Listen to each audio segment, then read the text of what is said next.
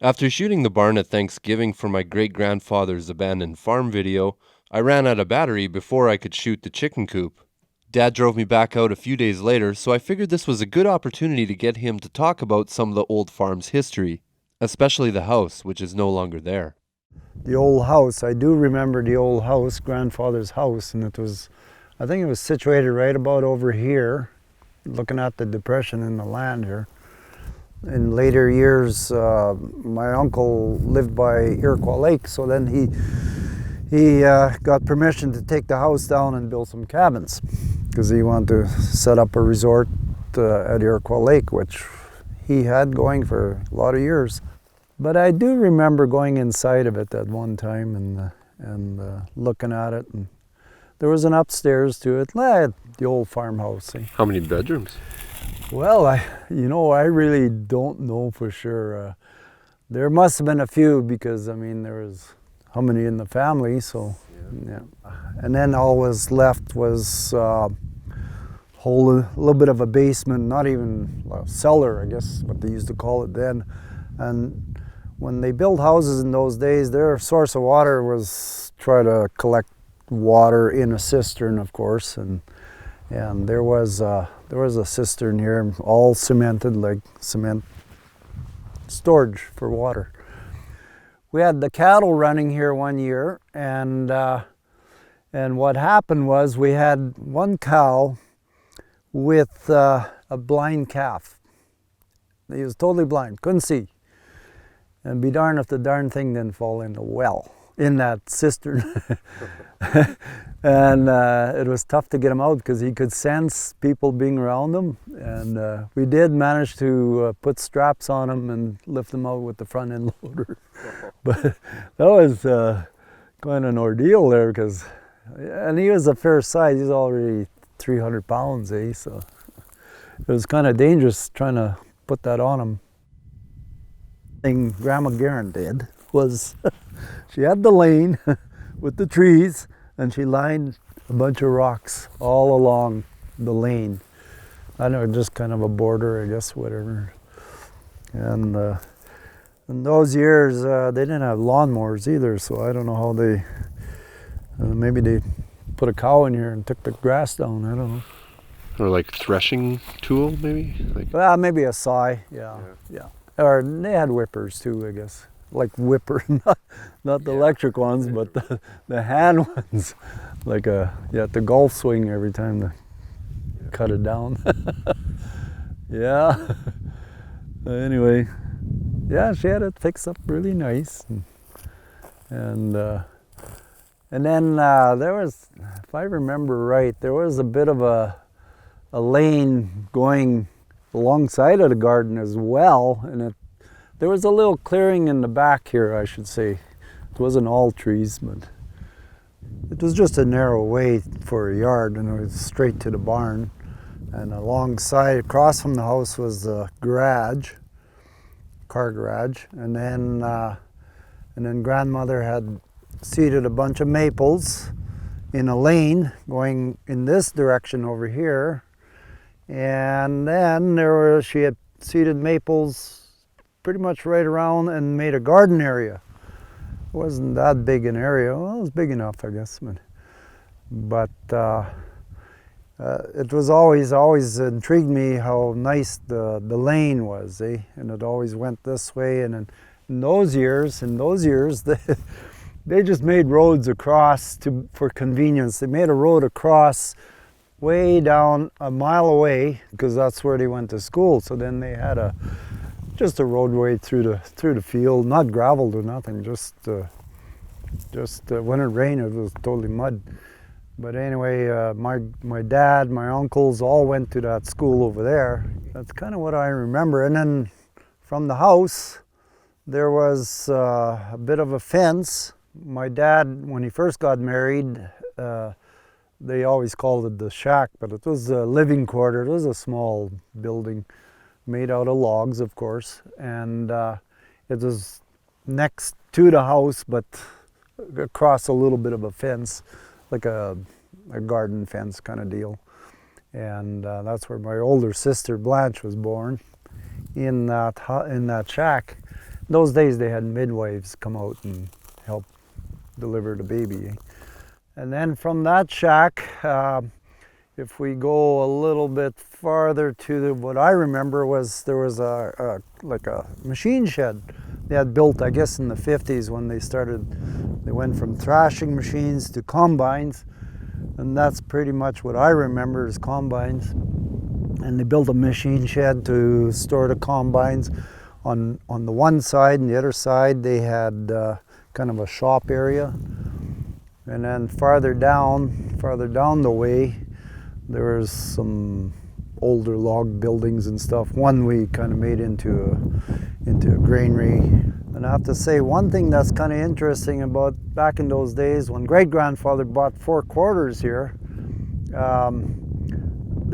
they owned all the quarters, so then it didn't matter where they put the buildings. But anyway, the barn is actually on a different quarter than the rest of the farm here. And the chicken house is on a different quarter too. It's funny how that goes, eh? Like, but you know, when you come to sell the land, I guess, or whatever, then you got those buildings on those 2 different quarters. But that's the way it was done in those days. They didn't think that far ahead, I guess. No. And in the background, of course, it was all trees. You know, I did clear the land here and make more acres. Yeah, turned out pretty good. Actually, that was all trees over there, and little bluffs here and there. Yeah, it's good to look at history and try to remember it all, but I don't know. And then like there was a building over here. We always called it the chicken house, but it got converted into a granary. So. And it was always, a lot of bracing was in there. It was always hard to clean out. Didn't like it that much. But that was a pretty big chicken house when you think about it. I think it was about 20 feet long and looks like about 12 or 14 feet wide. So those years it was raising animals for food, chickens, turkeys. I don't remember sheep being in the picture, but maybe it was. Yeah. Hogs for sure. Pigs. Yeah. Okay, well, the barn was built by Mom's cousin, Fred Reynolds. He is a carpenter, and he built the barn. It was, we used it a lot. Well, of course, grandfather and my dad, they had horses, and that's why they built barns, put the horses in there. And in behind the barn, down below the hill, is kind of a water slough pond, whatever you want to call it. But it was a source of water for the animals. And I remember there being some corralling in behind there, but it was well used, and I do remember us using it too. We not so much for animals anymore, but we stored hay in there, and we would pick the hay up bale by bale and hoist it up into the hayloft and stack it in the hayloft. And one year we had that thing right full. So the structure of it was well made because there was a lot of weight up there, eh? And we would do that all by hand at the beginning. And then my dad, well, of course, he bought a bale loader, which was about 24 feet long, you know, with a chain drive and everything. And that helped a lot because you could get it up there at least. And then once you got it up there, you stack it so high, then you had to throw the bale to the next guy, and the next guy put it up on top. It had a lot of work. When I think about it, but it's, yeah, memories. But that's all we knew, eh? Like, and then, then we'd use the hay towards the spring for the cattle when they're calving and stuff like that. And you had to take all the hay out again. So, and summer was basically making hay, picking bale, making hay. And with the land too, like this is all, every quarter on this farmstead had rocks. So you had to go and pick rocks in the summertime, because those years we summer followed. We didn't seed every year like we do now. And you had to pick the rocks, and we spent probably 2 weeks in the spring doing that. And all by hand, of course, you know, like you go with a tractor, and we had well, they call it a stone boat, but it's just a flat bottom sleigh basically. And you'd throw the rocks on there, and then you'd go alongside of a slough that you figured you weren't ever gonna farm, and you'd throw them off. And it was throwing them on, throwing them off. Labor intensive. And from here, like you can see, if you pointed to the town there, you can see the town from here. And it's quite high up. Yeah.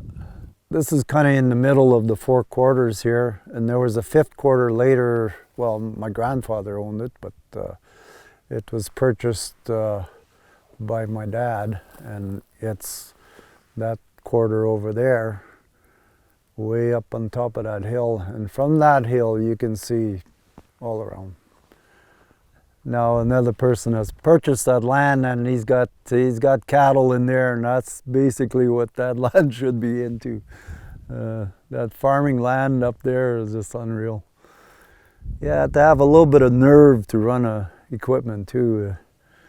We don't have the big wide combines, didn't have them at that time.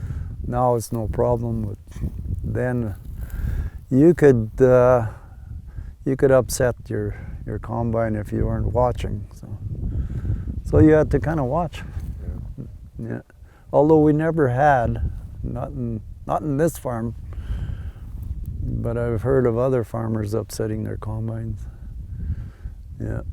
So why, I wonder why they chose this spot here. Was it because it was on kind of a top of a hill? Like that's such a drop off of a hill over there. Like I don't know why this was chosen here. I mean, there's a lot, like, you know, you go over here, it's a lot more level. Like, you know, all of a sudden here you go down into a dip there and down into a dip there, and I think they didn't want to be too far from the water, which there's that slough in the back there, which never ever went dry. So yeah, I don't know.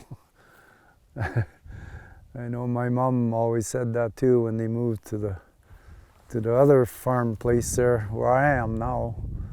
My mom says, if a grandfather he come and he says, it's as flat as your hand, but it really wasn't. Yeah. Yeah, I don't know why they choose. I guess they didn't think of a big area for a farmstead, like, because they just had horses. They had some vehicles, but you know, like now farmyards are laid out because of the bigger equipment, of course, and stuff like that. But I don't know, it's a little different. I hope you enjoyed my dad talking about the old days. I feel like this was a pretty standard farm at the time, and I'm sure a lot of people can relate, or perhaps learn how older generations used to farm back in the day. I want to thank my dad for sharing and being in the video.